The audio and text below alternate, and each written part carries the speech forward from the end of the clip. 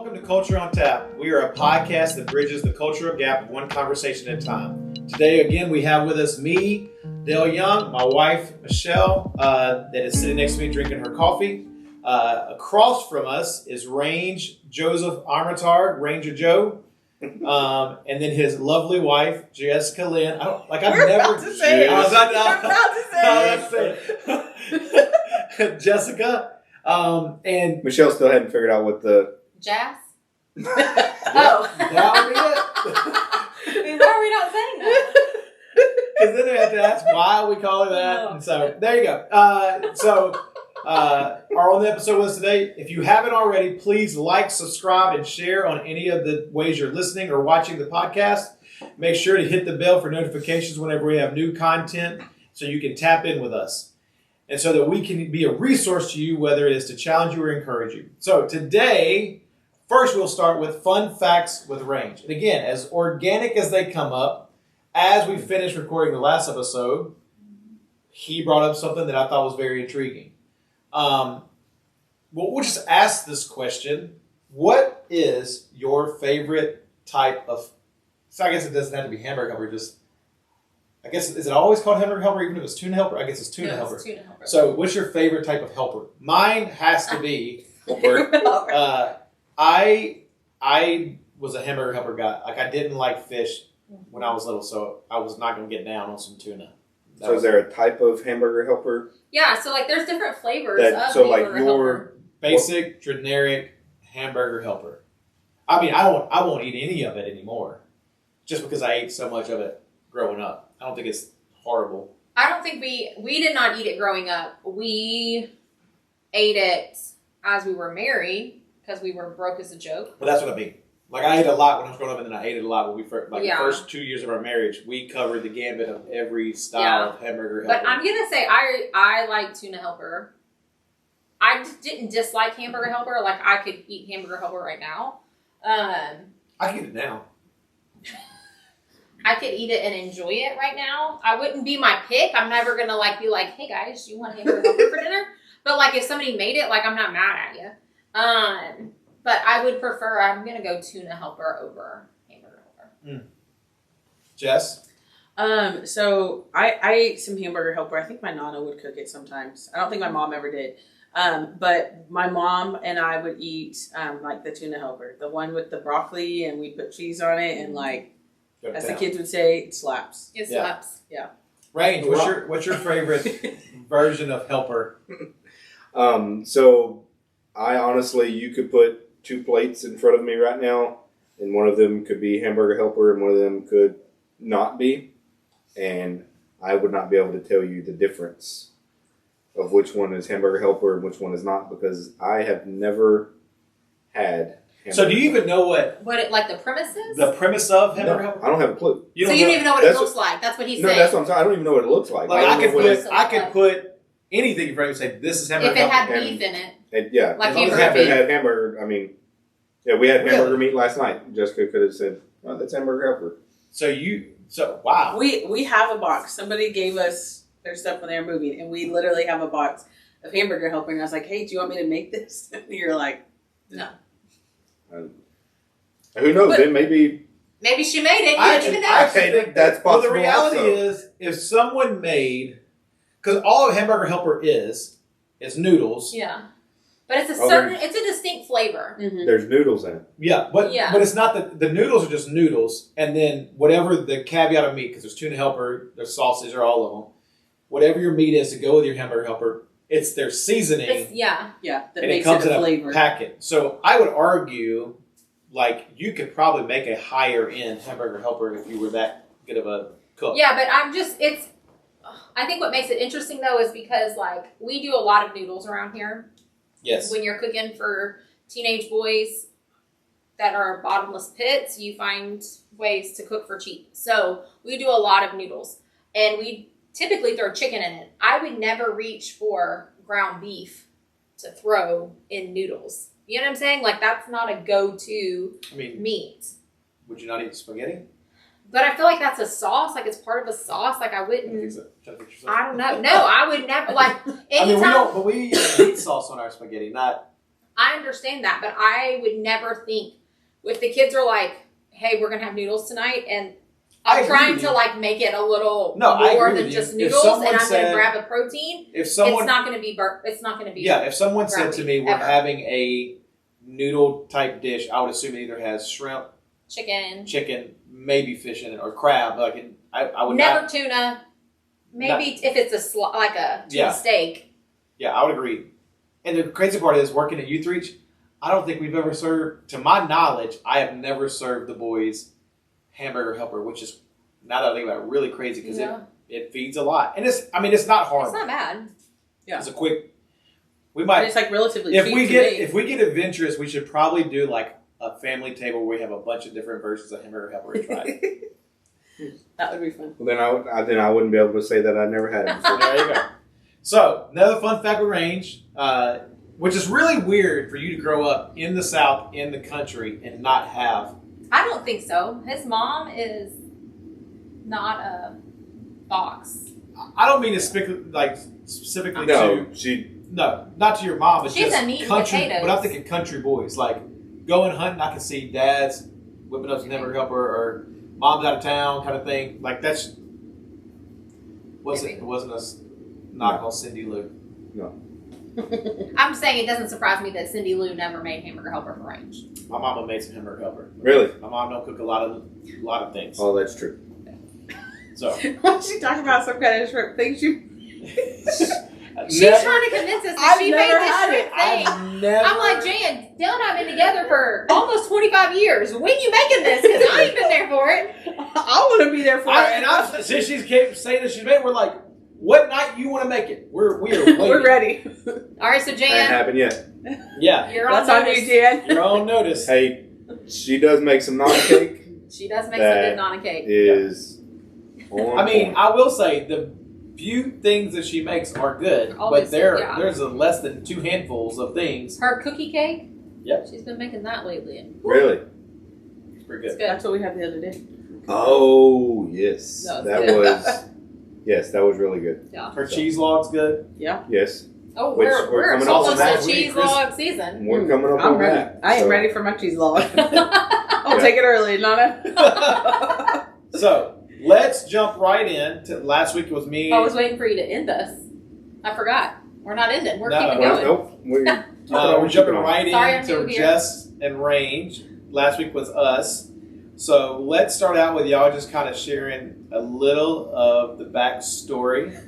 We'll see how this is going to go well. I can already tell. It's not gonna go well. So what? How I did this chemistry itself just transpire? So first do off, you want to give your version? Well, I'm just gonna- as Walt would say, let's see how the magic happens. I am just getting a disclaimer. You called somebody a stalker because they knew something about Steve Jobs. That's the best way. Okay. That's the best Thank way. you. This Okay. is the best segue. I know what she's doing. I know what she's I don't know if yours out. So I don't even want to do it. I don't even want to say it. No, we already got I know, You already did it. We got the popcorn. I knew We it was did it. coming up. I knew you were going to say it. So I mean, I'm just trying to get ahead of it. I actually So hadn't people- even thought about it. Oh wow. So like people understand when he says stalker, what that actually looks like, because us knowing what Steve Jobs wore makes us a stalker. Just so we're clear, if you missed that, Yes. it's a Go black back and watch turtleneck. it. Yeah.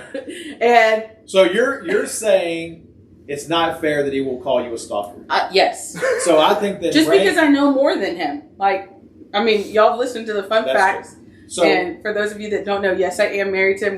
We just don't talk about those kind of things that he lived under a rock for so many years before he met me. Because I'm like, what? You didn't know that? so I think it's fair for Range to share why Jess doesn't feel fair to be labeled a stalker. To be labeled a stalker. So, we Be met. nice. Just be gentle. It's not a bad story. It's not, but you make it out to be like I am this. It's not. Well, you're making it worse. I mean, you are, but in Jess's defense, Range has told the story before where you're like behind the bush. It makes you feel like you're peeking, going, "Oh man." He's full of crap. So, we met in college at Sam. Specifically, finals week of, I guess it was of my last semester. Yes. Because it was somewhere around there. Because it was right before graduation. Because you came to my graduation. Yeah. We were not together for a year before my graduation. Yeah, it was that December. It was December. Okay. You Anyway. graduated in May, so we met that December. Okay, Yeah. Like so finals of that semester. Because Jess remembers it being a little chilly outside, which is hiding behind the bush. It was a Christmas tree, actually. There was a Christmas tree that she's peeking around the corner of. Anyway, so it was finals week of whatever semester it was. And I had to take finals. Jessica was on a different level of the dean's list and did not have to take finals, I guess. I don't really know. Wait a minute. Wait. You're implying that you were on the dean's list? Not on the good side. So that's Like, he got to meet the dean. Oh, yeah. And they were like, you about to leave. You don't get it together. I got the letter saying, hey, you out. Your last chance is a meeting with the dean. And luckily his name was, I don't remember his first name, Dean Abear.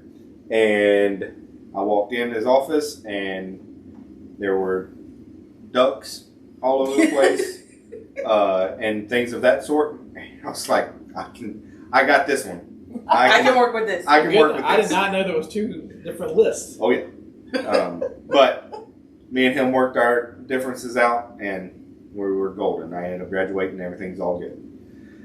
Anyway, so... With a real degree. Yeah, with a real degree. Yeah. Yeah, it's probably printed in a frame somewhere. Probably in the garage. Like on the bottom. Yeah. Like that's where we found our marriage license the other day. We were cleaning out our garage. Jessica had showed up in one of my classes that I was trying to take a final in. She showed up and proceeded to help the professor pass out the test and then left. Her and her friends had been partaking in a few adult Coffees. beverages. Wow, you're giving Water. lots of details. A few waters that day. Anyway, I took my test, finished up, went with a couple of friends across the street to a really cool restaurant that's not really cool anymore. And Jessica was there with her friends. And as I was leaving, she had enough courage to come up to me. And she proceeded to say, hey, aren't you that guy that lives in that... You did. You did. Her exact words were, hey, aren't you that guy that lives in that white house on 247 that drives a brown Chevrolet Dually? Wow. Oh my gosh. So, and I was very much so taken back. You probably felt really flattered, like somebody knew who I was. I didn't say I didn't feel flattered. It was still surprising. it's a lot of details It's that you know. a lot. And I'm not going to say that this part is fact. I remember this part. I'm pretty sure at the end of it, she said, the one with the Louisiana license plates.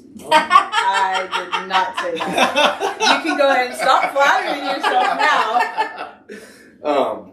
But after that, I left. She left right after me, almost rear-ended me. And That's what a stalker would do. yeah. Gotta stay close. You can't lose them. Yes. Wreck their car and then you pull up when they're around the window. And I mean, there's more to the story. We ended up going to a crawfish boil, or we were at the same crawfish boil at the same time. I worked a little bit more of my magic, and basically the rest is history. I'm not even going to go into defending myself on that because, like, Is that not so? Did you if know I'm where wrong- he lived and what he so drove? like I'm a very observant person. Let's start there. Let's start there. I am observant. If I'm driving, I'm like looking all around. The other day, Rainge and I were driving down the same road he's been driving on for 5 years, and he's like, I don't know that obstacle slayer, and I'm like, it's been there for like 8 because I used to drive this road. So, just a little backstory how unobservant Rainge is. I live like right past Rainge, and they would always have like parties. It was always loud at that house, and like I know what my neighbors drive, like their cars. Like I just know. Y'all know what we drive. I know what y'all drive. If I see a van, I'm like, oh, maybe that's Michelle. I'm gonna maybe wave. I don't know if I can see if it's her. So like you just know if you're observant. Like so, I'm not saying that that's a stalker. I'm observant, and like yes, I may have had some adult beverages that day. So you're welcome. Which you were You're of welcome. age, so I mean Right. that's fine. You're welcome. Hey, it all worked out in the end. So how long have y'all been married? 11 years. 11 years.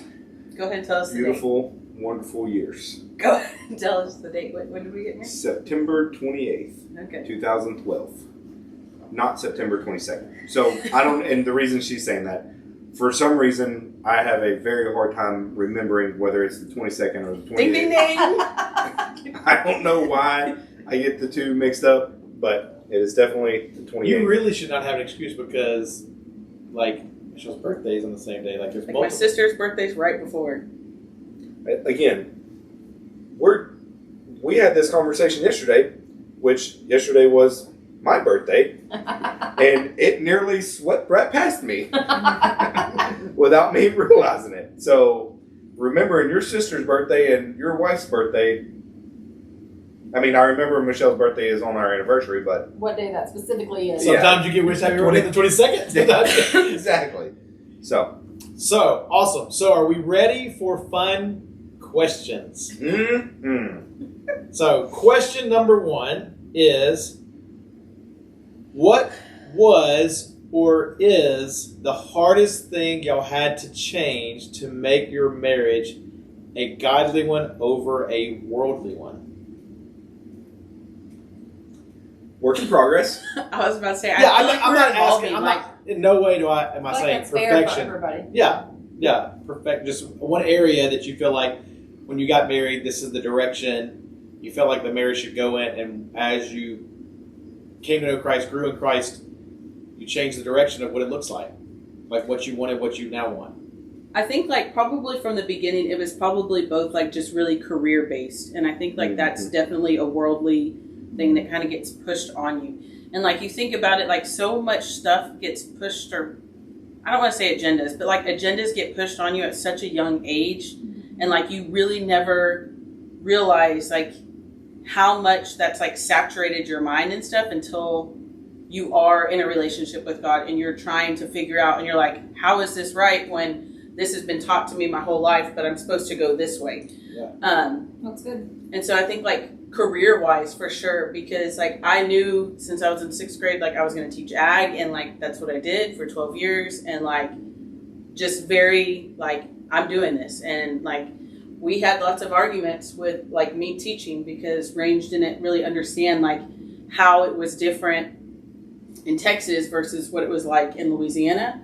And then like his career was very like, I mean, I remember us living in our first house and you like being gone all week. And I remember like Fridays, like I knew you were coming home. So I'd like clean the house and like, yeah, it really wasn't, it was just two people coexisting for a really long time, I feel like. Yeah, for sure. If that's fair Yeah, to say. absolutely. And so I think a lot of things have had to shift. Like even just hearing y'all's stuff, like there's been a few aha moments, and I'm like, wow, we just had that conversation last night. Yeah. But I think it's definitely a work in progress. Like it's nowhere near like we're so work driven. Like things are just different. Things have just gradually started to shift off of a worldly perspective, I feel like. For sure. I think you made a valid point with the work stuff, because I would say it's so ingrained in Change us. the camera and I'm laying down. She's I'm real relaxed over here, y'all. I would say it's such ingrained in us, even for I don't know about Michelle. For us, like I don't want to say panic, but I've already started going. Okay, my son's 16, my daughter's 15. What are you going to do? Like if something happens to us, I want to know that you're okay. And which is also in my head, I'm going. So I'm putting their security and protection in what they do instead of who they are in Christ. Like I'm already doing that without trying to do that. And I think it's so true. Like I think we're just started at a young age that like no one encourages someone to do. Like everybody wants to be the doctor. Everybody wants to make a ton of money. No one tells someone that goes, you know what? I just want to have a landscaping business and go, oh, that's awesome. Like you do that. Like everybody's like, don't you want more? And like, there's nothing wrong with doing that. If that's what makes you happy, Yeah, for sure. like, go for it. Like I know with like teaching and like ag stuff, like we always try to push like trade schools and different things like that because not everybody's meant for college. But even like in society now with like homeschooling. Like that used to be such like the weirdest thing, and like we all know that one homeschool person that's like a super weirdo. Like we're gonna call it what it is, but like now, like No, Paul, we're not talking about you. okay, Paul, I was talking about you, but you're still my fave. But like it's just like it's different now. Like your mindset has like shifted because Your priorities are different. right, like For sure. yeah, I want my kids to be home. How cool would it be to be like, we're going to talk about the Alamo today. We're just going to drive to San Antonio, check it out, let them walk through it. Yeah. Because that can teach them way more than sitting in a classroom for 8 hours a day. Oh, for But sure. it's even what you just said about the mindsets that we get. So we all know that homeschool kid is really weird, but we also know public school kids that are super weird. But we never put those correlations together. No. Like I think it like, you don't want to accept like the creativity and like the different learning styles. right. I mean, not to be like scientific or whatever, but people learn different. And like, Rainge sends me TikToks all the time about like little boys in school, and not in like a creepy way, but like 5 and 6 year old, we're expecting them to sit still. And like, my kids are feral. Like, I can't even get them to sit still at dinner time. There is so much truth in that statement. I heard that and I'm like glued to it, but we just like, and I feel like that just like dampens people's creativity and the way they're learning and just different things. Well, then like, that translates into their identity, because if they don't learn well in this environment, you're not good enough, or there's something wrong with or you. your failure. Yeah. Yes. Yeah. So I mean, Yeah. And that translates even into your job, where you were saying Yes. so much you knew what you were doing. Okay, well, when that became not as valuable, your whole identity has to shift, because that's not who you are anymore. Yeah. And I think that probably shifted for both of us. Like our identity was our work. Like if you were to ask me 2 years ago, like, yeah, I've only been out of teaching for 2 years, but 2 years ago, if you ask who is Jessica, I'm going to say I'm a teacher. Mm-hmm. Like that's my initial response. I remember when you made that decision, you almost felt embarrassed to tell people, like you failed. Yeah. Right. I mean, I think you probably back it up 3 years whenever you started deciding. Oh, before that, I remember a message at the old church, and like literally, like I think I told you, I was like, I need to quit. Like I need to quit today, and like that was probably like 2 schools ago or 3 schools ago. Yeah. Which is crazy that you feel like you didn't do what you're supposed to do, even though you put in 12 years. Like, because most people don't stay at a job 12 years. Right. Right. And I mean, and I want to just say about school, because we did say that about kids. My heart goes out to any teacher, because because one, the amount of creativity you're allowed is very limited. Mm-hmm. It's very much told what you're going to do. But like, I just think about these kids. It's like you ask them to sit in the chair all day, and then you send them home with more work. Yeah. Like, and so like, it's almost counterproductive to creativity and identity. Right. Like And it's like it's basically forced on the teachers. Yeah, To do it that way. Yeah, like you got to come up with a lesson plan so many months out. Well, like you don't even know what your kids need that many months out. Like, like why? Like I think that's so. Or even like what they're going through, like emotionally. You know, like what they're dealing with, what are they experiencing, like, and even just like talking about college. Ethan, this past week went and opened up his first checking account, right? And while we're talking with the bank guy, he was really great, by the way. But we're talking to the bank guy, and he immediately asked Ethan, he's like, oh, you know what grade you're in? And Ethan's like, oh, you know, I'm homeschooled, but I'm a junior. And he's like, oh, sweet. Like, what college are you looking at? Are you going to college? And Ethan's like, I don't think I'm going to go to college. Like, I really want to do X, Y, and Z. And he was like completely taken aback. He's like, well, maybe you'll change your mind. Maybe one day you'll want to get back into school. And it's just the thought process of like, you failed. if you want to be successful in life, you have to go to college. And it's just all of that is wrapped up in our culture. Yeah. And I could easily just agree with you with all of that and roll on. But I do believe there's another area that I feel like we're less of a work in progress, but more of a checked Success. Success type deal. And that is finding our identity as a family and not with our parents. That's good.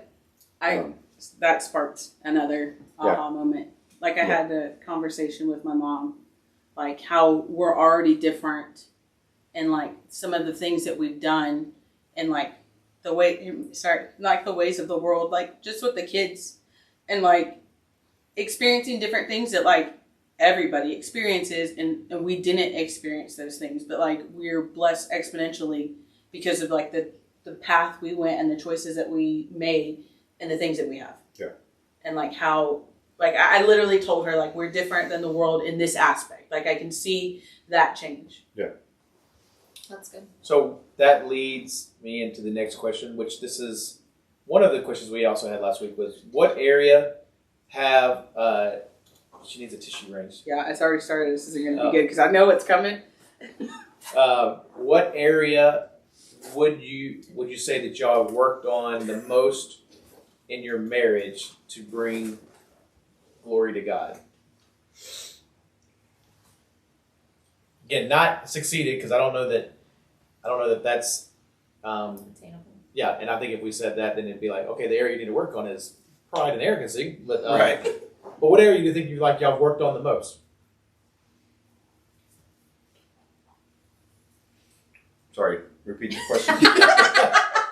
There was a lot going on this side whenever you were Tissues, talking. yeah. What area have you worked on the most in your marriage to bring God glory? In other words, like we saw this as an issue, and this is something that we are continually working on, not just because it's better for our marriage, but we want it to bring God glory. Whether you feel like you have got it, not obtained it like it's perfected, but obtained it to a point where like you're really happy that where you're at, or it's just the area you feel like it's had to change the most to be a thing that God can brings glory to Him. Yeah. I would actually say, and I don't know if it's just what comes to mind because I just said it, but literally my last name.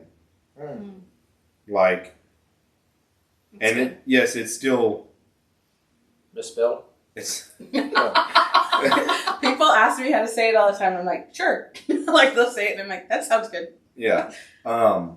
But just like the mindset of you need to have pride in your name and, you know, this, that, and the other. And it's just a name.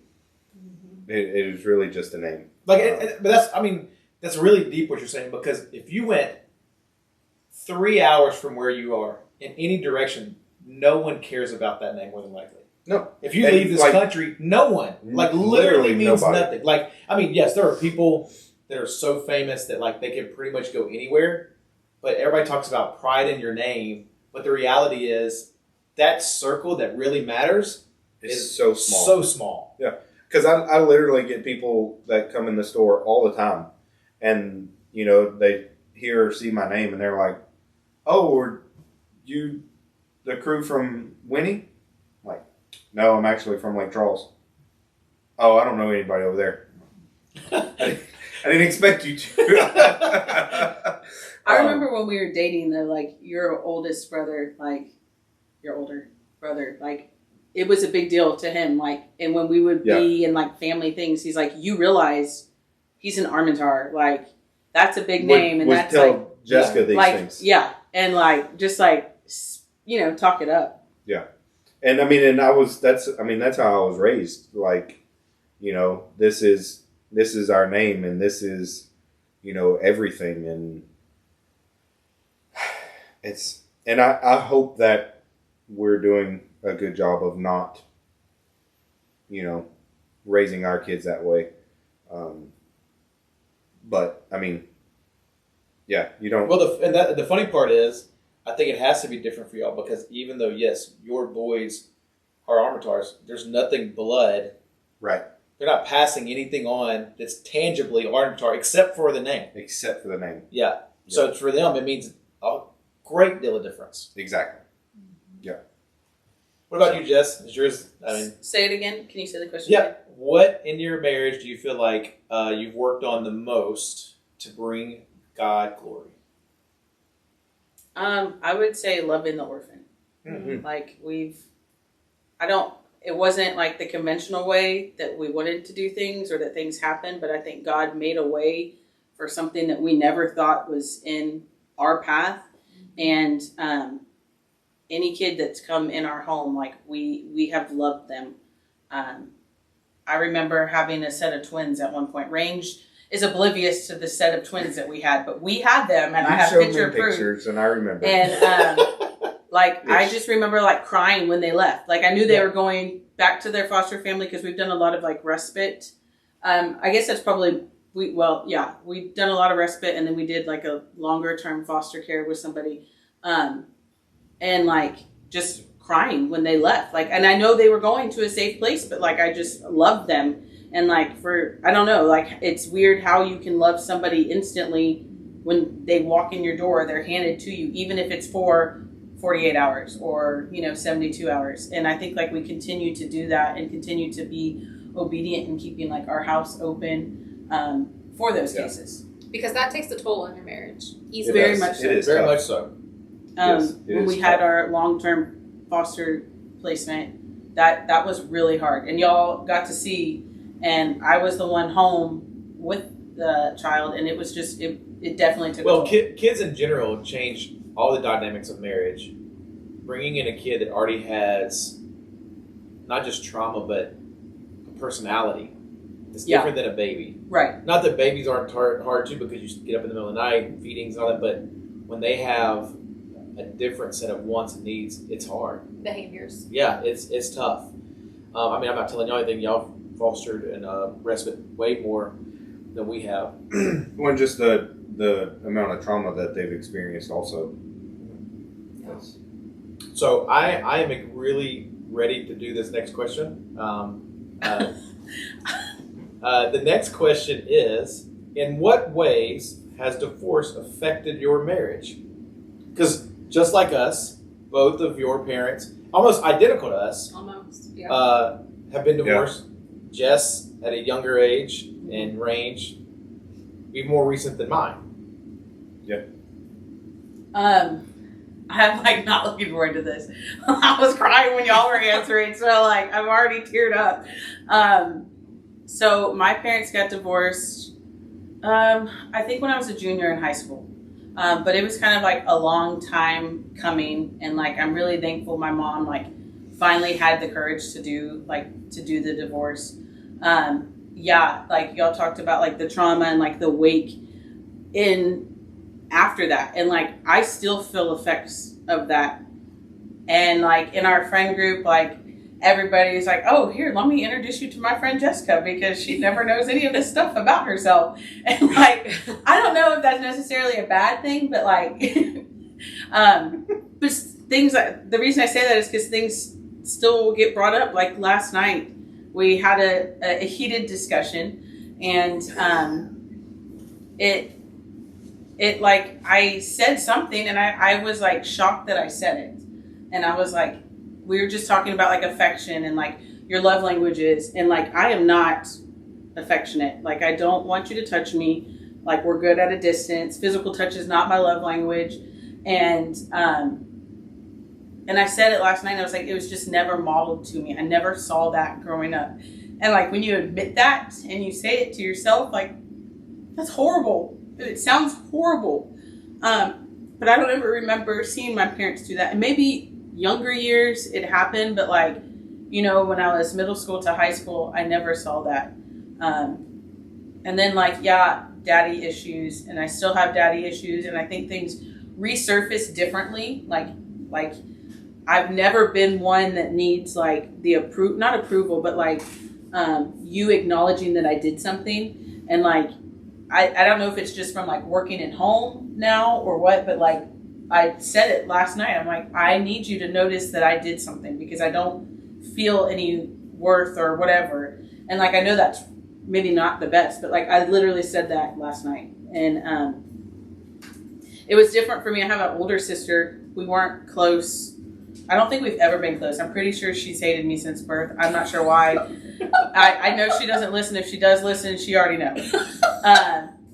But I think there's a couple things you said that I think are powerful, and I want Rainge to go, and then I'm going to ask the sibling question, because you said daddy issues resurface, but I think they resurface in different ways. One, they'll resurface in your marriage, and then they resurface again when you become a parent. Mm-hmm. Differently. Yeah.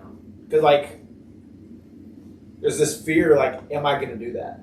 Am I going to be that person? Or now you see how much better you love your kid and go, why couldn't you do this for me? Because I see it can be done. Yeah. Yeah. So like, all where those was the effort? Yeah. Well, Like, and even that just sounds really thinking horrible. about like what you're talking about affection never being modeled, and then you like start realizing that, oh my gosh, like if I don't fix this or if I don't like make changes in my own life, my kids are going to have the exact same experience, not necessarily from like all the extenuating trauma and other things going on, but they're never going to see it modeled either because I haven't healed myself. Like I haven't worked on my stuff. And that's a huge burden, like as a parent. Generational, like, yeah. I didn't ever think we had like generational things. We said that last night, like specifically. And like there was things you and I both have to change because I'm like, I don't want our boys to have this or to have these burdens or to feel, I don't want to say like no love. Like that's not that, it's not the absence of it, but like, I don't want them to see that we can't love each other well, or like we don't ever show affection in front of them. That your marriage is right. literally But the I think model. like Dale and Michelle said in their episode, I want them to see and find the holes or the flaws that we had, but still see all of the good and the effort that we put in and the try that we had, and for them to try harder to change even more so. And I agree with that, but I also would say where I agree with Jess is my hope is, because Timothy Keller said this one time, is your full-size luggage your kids carry on. In other words, the burdens that you don't deal with, maybe they're smaller for your kid, but now your kid has a new carry-on because you didn't deal with it. Yeah. And now it's their job to deal with something that's really not even theirs. Like, and that's selfish. Yeah. Just to think, like, and I think we hide things from our kids that they're very in tune to what's going on. Mm-hmm. They're not blind. They know when something's off. They can tell. They can feel the tension. Even if it's someone that walks in the room, I think our kids naturally know something's not right. Mm-hmm. My dad might not be saying it, but he really doesn't like this person. I can tell by his mannerisms, body language. Like you can just feel it. And my hope is that when my children grow up, move out, whatever, that they're not loading their car full of my stuff. Yeah. Like I don't want to load the car with anything, but I definitely don't want to go, well, this is the bag that my dad left me with, and this is the bag that my mom left me with. This is the one they left me with together. And like that's just scary. Yeah. So, not getting away from the question, Mr. Rainge, you have not answered this question at all. And Jess even talked about, I mean, if you wanted to finish your statement, Jess, because Rainge asked the question, how does this affect when it comes to your siblings? So you said you and your siblings we've just never been close. Do you think it had a lot to do with the divorce? No. Well, I don't know, because like prior to that, I remember my sister like coming to my mom, because it's just me and my sister, like coming to my mom and telling her like, this is abuse, you need to get out, like stop letting this happen. And wow, like hearing that now or thinking about that now and being a parent, like I couldn't imagine if one of the boys came to me and said, Mom, you've got to do something, like, because you like kids see things differently. And my mom's always told me like, well, you always have a different perspective. Like I like to take that as a nice thing. Like, but like I remember my sister like telling my mom that, and she's 4 years older than me. So like by the time it happened, she was already in college and she went out of state. Like I think she wanted to go like the furthest away or whatever. And like when she would come back, I guess it was after they got divorced. Like she was just really ugly to my mom. Like, why would you do this? You ripped our family apart, and like just super hateful. And there was a time period like I didn't talk to my dad at all. it was like everybody picked sides. Like it was divide and conquer. There was no conquering. It was just divide and don't talk to anybody. And then like it would put, my mom in the middle, because my mom is the type of person she's a people pleaser, and she's going to try to bring all sides back together. And it was never like, I guess when you're a kid and like you hear other like younger kids when their parents get divorced, they're like, well, we get 2 Christmases and we get all this. It's not that bad. And but it wasn't like that. And I think I tried to like block that out, because it was when I went to college then, because it was my senior year. Like my mom, it was just me and my mom. Like we did everything together, like everything. I remember there was enough communication at that point, because I remember my dad driving with me to move into my dorm for college. But it's just kind of been like a roller coaster. Like 1 or 2 years we're good, and then like it just drops off, and it's just like a constant thing. And it's one of those things like, how long are you going to continue to fight that battle with it? Like you know what I'm saying? Like I don't like that sounds ugly, but without going into detail, like it's just kind of no, I get that, where we're at. And then I still think to this day, my sister puts my mom in the middle of everything, and I try to just ask how everybody's doing, but like that's about it. Yeah. So I really hadn't been affected. I'm joking. I was like, oh wow, this is what I've we're been doing affected by it on this show. That is a true statement that you had said. And honestly, this is one. It's still pretty fresh, and I don't really know. I really don't know 100% how it has affected me as of yet.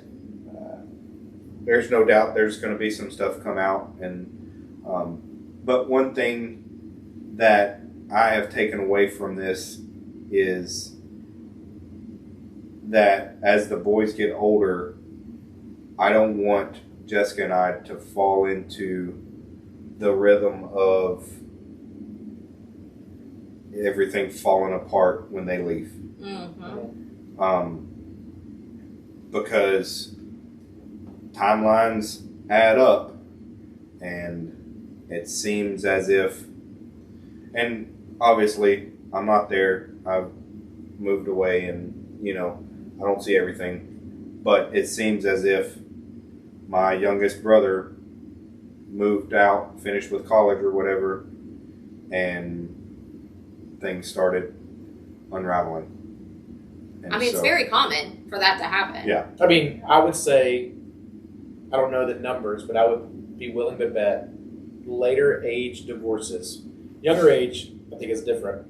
Later age divorces because the kids are gone and we forgot how to love each other. Yeah, and that's one thing that this whole situation has definitely kept in the forefront of my mind is I don't want to forget how to love Jessica while we're raising and loving our boys and whatever other kid comes through our household. I have definitely learned that I don't deal with things. Instead of let me introduce you to my friend Jessica, this is let me introduce you to my friend Right. Rainge. No, I would say that Man, so a few far, words. Yeah. I think a fair statement is so far, and yes, I agree that like this is very new for you. It's less than a year that it's all finalized. It's been going on a little longer than that, but Yeah. I would say the biggest realization for you is that you don't deal with your stuff. Yeah, for sure. And that's, I guess it's indirectly correlated to the divorce. But yeah, it has definitely brought to myself, and I've realized that I've not done anything about it, but I have realized that I don't deal with stuff. And my guess is, I could be wrong, not that this is supposed to turn into a counseling session. My guess is it's probably what's modeled, because my guess is if I ask the question of the siblings, y'all probably haven't talked about it at all. I don't. About what? The divorce. With his siblings? Yeah, I'm pretty sure we hadn't had one conversation about it. Like, I should have asked him? No. You're not a No. sibling, Jess. You're I not- know, but like- No. You'd be my wife. Right. So I asked My you, bad. She said I don't have any sisters. I asked you, how has this affected Your relationship. your relationship with because he asked it in ours. So I said, I feel like this not dealing with our stuff is a pattern that was just like, Probably modeled. I would say for him, and he may not say this, but like one of his younger brothers has reached out and trying to like that is true. have a stronger relationship with you, like often. Yeah, for sure. But I don't think it's I don't think that- 100% because of this. really. So I don't think it's because of that either. No. But like I just think like no, so here I want you to see this because my wife literally texted while you were talking. The question that she wanted me to ask is, Well, I didn't know if now was the time. so is this why the last name doesn't matter anymore?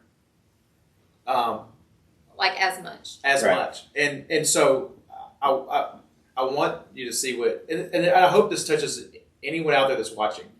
And I love your mom to death. Cindy Lou means the world to me, and I really respect your dad. I don't have a close relationship with him because he doesn't come around as much as she does. But it's clear to me that you were raised in an environment which a lot of Southern young men are raised this way. We don't talk about our feelings. Right. We So- don't have feelings. Right. Feelings are weak, and that's No what not crying what men here. do. Yeah. And so, to me, it feels like it is odd that you and your brothers have not talked about this at all because we don't do that.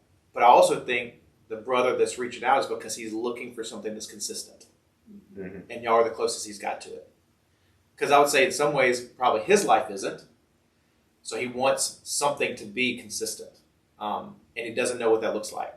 So I think, Wow, you couldn't be more spot on. well, that's what I do. No, and I mean, but I would tell you the one positive you can take from this right now is you have realized what, like you said, whether you've done something or not, that you don't open up enough. Yeah. And it takes time to get there. Yeah. Where Jess is an open book with her past for the most part. You don't like to turn them pages. Yours are like Elmer glued together, and you can barely yeah, slip a ruler into Right. Right.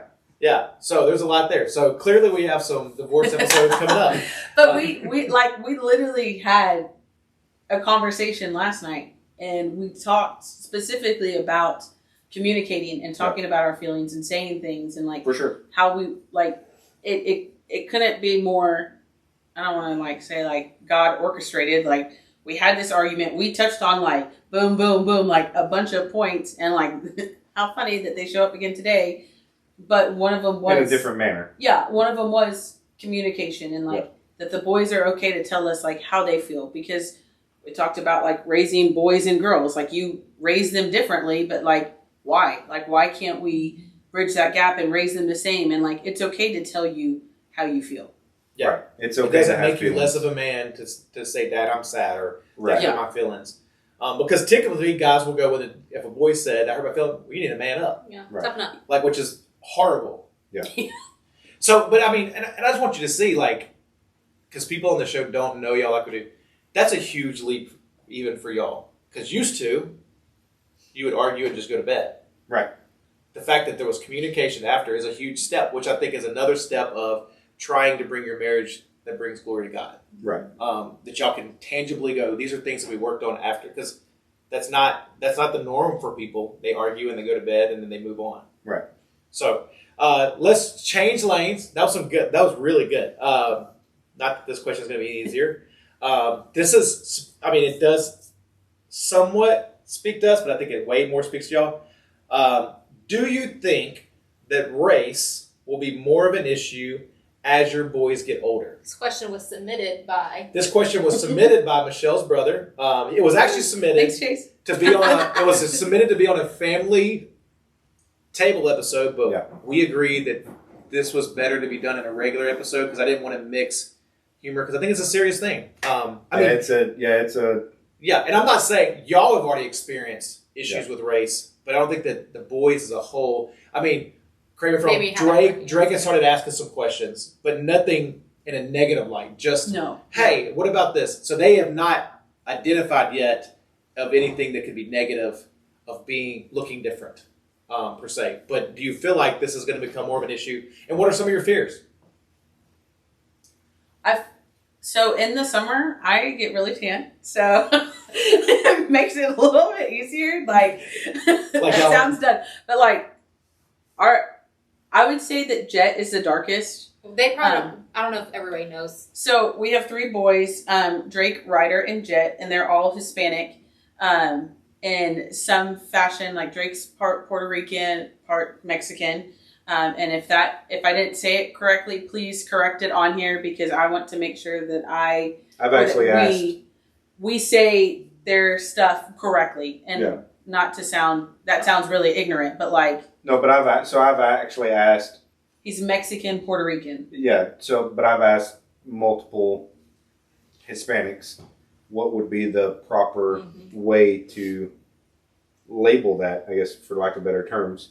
And everybody that I've asked, Hispanic, Latino, some sort of that would be the proper. Well, and I think for I could be wrong. Unless you're being specific, like I could be wrong. Puerto I Rican, feel like like, it depends on. As far as Drake. I feel like depending on the people you're around changes. Like I think some people that are Hispanic and Latino just put them all in there together, and others are very, whether it's prideful towards their culture, like no, I am not just Latino. I am this. I'm Puerto Rican or whatever. Yeah. And I think it just depends on the person in that. And of course now Ryder, I don't even know what the exact word is, but he is way lighter. Yes. Well, and we want to be like knowledgeable on those things. Like we don't I've told Rainge before, like I really want to go to Puerto Rico because I want to see it and I want to at least bring him. Like he wasn't born there or anything, but his mom is Puerto Rican, and like I would want him to just see it. Now Ryder, his case is like, I don't know, it's just so frustrating with like foster and adoptive care and stuff like that. We've done like ancestry DNA and he's Hispanic, but he's like super white Hispanic. When he was a baby, light hair. He like had red tinged, like Xavier calls him Canelo because he looks like the boxer, and like he still does. He's got the darker eyes, but very fair complected. Like he'll tan in the summer, but like he's nowhere near what Drake and Jet look like. And then Jet, I really don't have any like family backgrounds. I don't know anything about Dad, and like after we brought him home from the hospital, Mom died, and so we don't have really any working anything for him. Clearly. He's the darkest of the three. Like I literally put him in my lap today, and like the my tan is gone, and I'm like, wow. Yeah. But people tell us all the time, they're like, oh, they look just like you, y'all. I had no idea, and I'm like what? Yeah. But I'm sure when they get older, things will probably be different. I don't know. Like, what do you? No, for sure. I feel like I'm talking a lot. No, you're good. Hey, have at it. This is probably why you don't talk so much, because I'm talking for both of us. No.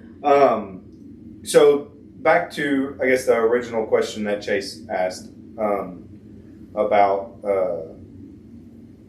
issues as they get older. Issues as they get older. I do foresee it. I do foresee there being issues and them having challenges to overcome stereotypes and different things like that. And it's tough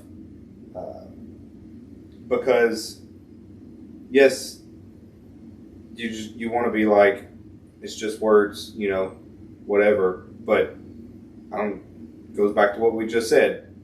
You can have feelings, and words can hurt. And so my fear is the picking of different stereotypes, because it's very possible that one, both, or all three will enjoy some type of construction type stuff. I mean, you love it. So I love it, Yeah. and that's why I'm saying it, because I love it. And so it's very, very possible that they will as well. Or, some type of lawn or landscape. Drake ain't found a yard yet he don't love. I'm telling you, like, for So for Halloween, that kid touched Every blade of grass in every person's yard throughout the entire neighborhood.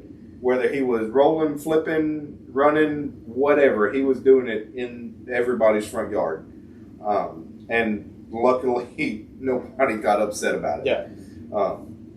But yeah, so I mean, that's definitely a fear of mine is that they will actually enjoy what people would call stereotypical. what people would call stereotypical of them, and then them turning away from something that they enjoy because of jokes and statements. and different things like that. I will tell you the thing that I think is gonna, if they stay on the, as far as looks go on the trajectory, it's, as of right now, I think that Ryder would walk in a room and most people would not assume that he is Hispanic, Right. which I think will make it very easy as a teenager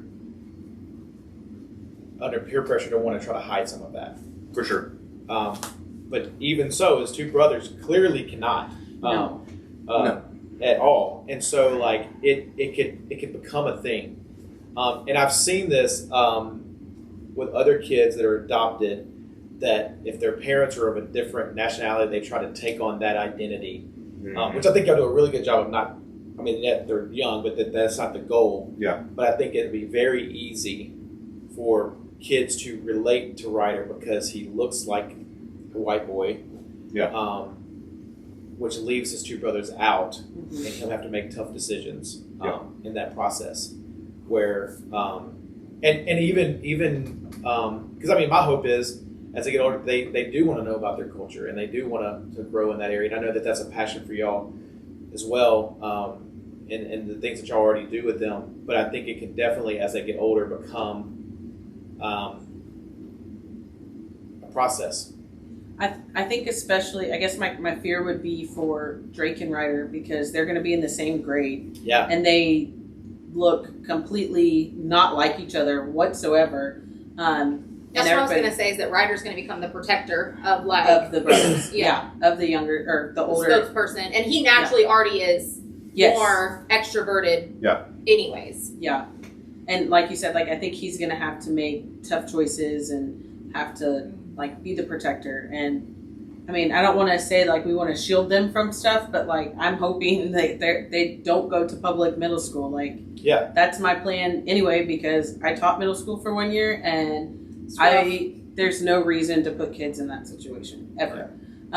But yeah, but I mean we even have like Did you just make that decision all On this, I right? did. You heard it here first. No. here's the I'm just playing, news break. and that's funny because I've never like really even thought about or been a proponent of homeschool, but as the boys get closer to that middle school age, and like Jessica said, not wanting to necessarily shield them, but the thought of it's unnecessary. No, I agree. Jessica's working from home already, so we don't have Well- have to worry about the thought of somebody quitting a job to stay home to do the homeschool. But I think you know. Shield is okay. Like I you're think- their protector. Yeah, I think. But I mean, things are just ugly in middle. I mean, You're- like y'all right. had 2 kids go through middle school, and like girl drama is a lot, but like boys can brush it off a lot, but they Well, they act can like be they a little bit Well, yeah, more Ethan, sensitive yeah. than they'll oh, no, lead trust on. me. We come home, we just don't cry in front of everybody. Exactly. Yeah. Well, And and there's no that's. reason. I mean, the reality is no. You can't shield them from reality. The reality is that there are people that are going to say hateful things about different things about them, and that's going to happen. But as parents, if we feel like we can relieve some of that, why wouldn't we? And Like- equip them to be able to because handle it when they do the reality, face it. one thing that Yeah. y'all will have to deal with that we won't. Ryan will never have to think about someone making racial statements towards her. Right. She just like not that it doesn't hurt. Like y'all have experienced it, they haven't understood it yet. The day's coming where it's said in front of them, and they know full well what it means, and y'all got to try to act like Jesus. That's Like- gonna be hard. No, I agree, because like it's hard enough now when people make derogatory statements about black people, and I already go into protective mode, even though Ryan's none the wiser. Like it makes Right. no difference to her. And I even try to use that example, going, you know what? There's a blessing in this that she can still love them because she doesn't have to understand their hate to love them. And I think for us, we have to learn some of that. But I think for y'all, it'll be different because it's one thing to go, I let you in my circle and you hurt me. But it's another thing to see your kids get hurt. For sure. I mean, It's I've like- already tried to like fight two people in like the parking lot because they gave me some looks. Or, like, don't. If I called you and I told you, I'm like, I'm about to get out. Like, they about to feel a wrap if they say something. Like, so, Yeah, it's and I say that joking, but like It's when your tough. kids are around, like I know like Mama Bear and like no, I'm a tiger. I am ferocious. Like you, like y'all can laugh, but I'm serious. Like when your kids are around, there's just a whole different realm, and when people start looking or saying something, like you just start to. So here's a question that maybe y'all haven't thought about. I'm worried. Have you worried that as they get older, they could be embarrassed that their parents are white? Maybe they Maybe. connect to Hispanic culture so much that they're embarrassed that their parents are white. I'm not saying that that's. I would not want that to happen, but has Right. that ever crossed your mind? Never thought of it, to be honest. Well, That's you're not- welcome. Thanks. It has now. You're welcome. Yeah. I just because I know that we do know people that Yeah. Right. struggle with that. Well, I just put that out there for you. So it's something- I think a lot of Something different else to things think tie about. into it, though. Like, just Yeah. tie into them being adopted and just different things. And, like, Yeah. I know the day is going to be coming. Like, you're not my mom. Whew, I don't want to be Yeah. the one that said. There was something But- and said the other Sorry, go night. ahead. I don't think you heard it. It was last night. Wow, everything last night. That's not One of them example. told me I didn't love them as much because I didn't have a video Oh, I did of hear that. them. Ooh. And yeah, and like he was in tears, said it to me, and I just like I had nothing to say.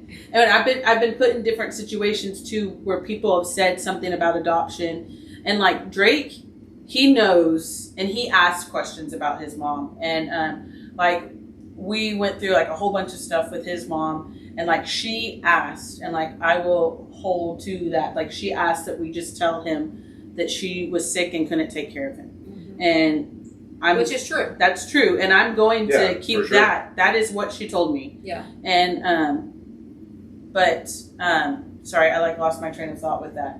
But like so he knows, but he'll ask questions, and then Ryder's like oblivious. He could care less, Even And- though it's talked about around him. He yeah, doesn't, like yeah. I said, Ryder, do you have any questions about like your mom or anything? And he's like, nope, and like just runs off. But Drake, like the other day, we were sitting at dinner or at the table, and he's like, I have a sister, and like, boom, out of nowhere, like I'm in tears because he has an older sister and he has two older sisters, and I'm like, how could he know that? And like he asked questions, and I guess it like the hairdresser one day made a comment. And Hairdresser. this barber, Barber. Vivi, she It's different. was like, There's a Where's difference. where's his mom from? And like, I think it was Ryder. He's like, I have a different mom. And like, if you could just hear Ryder, and I'm just like, ugh, like I just like was frozen. I'm like, so, and like it just like And it's it not just, that we don't like we keep it a secret. No, but it's not. It's- It's not the conversation you want to have either. well, just like no. hit you out of yeah. anywhere, and like It's one thing literally, for she's you. cutting It's his one thing hair. for you to bring it up. to initiate it. Yeah. It's another thing Yeah. for them to bring it up to you. Yeah, for sure. For sure. But Sorry, I probably sidetracked us. My bad. No, you're good. you're good. Stop apologizing. So let's end with this question. Is there a biblical approach that you're using to try to have your marriage bring God glory? Repeat that again. Is there a biblical approach that you're using to try to have your marriage bring God glory? I think like surrounding ourselves with other people that Yeah. have modeled what that should look like, what a biblical relationship. No, I messed that up. But like what No, you're good. that should look like. Yeah. And then just trying to the see. community that we keep around us, the community of people that we keep, at our core, I think is for sure basically the heart of keeping us on track. No, I think that's a valid point because I think negativity breeds negativity, positivity brings positivity. Christians breed. Christians, I don't know. We should. But I think it's still just like evolving. Yeah. Like, Yeah. I don't know if there's like a model that's like, okay, take path B, Yeah. and this is No. going to get you This to is the outcome. sanctification. Yeah. Right. You go past C, see ya. Like, That's fair. Yeah. Awesome. Well, great episode. Thank you guys. You were on the hot seat. You did well. Rainge said more than 16 words, so that He is did. a Rainge huge did great. success. And Wide open book. yeah. It's not good great. So thanks for tapping in with us. Just the covers. And we will see y'all next week. Culture on Tap is sponsored by Houston Radio Hits. You can download Houston Radio Platinum app. It's in the App Store, or just ask Alexa to play Houston Radio Platinum.